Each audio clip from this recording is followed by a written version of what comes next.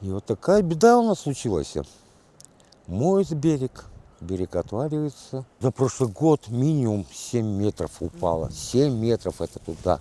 Вот мы приехали, вот этот дом, еще огорода метров 5 было. И дорога. Мы по ней ездили по этой дороге. В прошлом году уже дороги это не стало. Ну, надеемся, обещают, что в этом году засыпят. Вот стоят драги, до конца маленько засыпали. Хорошо, вот вроде держится, сухонько там стало. Мы стоим на берегу реки Иртыш. В прошлом году для укрепления берега было отсыпано 520 метров. Нынче ситуация стабильная, но в связи со сбросом воды с ГЭС вода увеличилась, но угрозы жилым домам нет. И в дальнейшем, сейчас вода спадет, будем дальше данную работу проводить.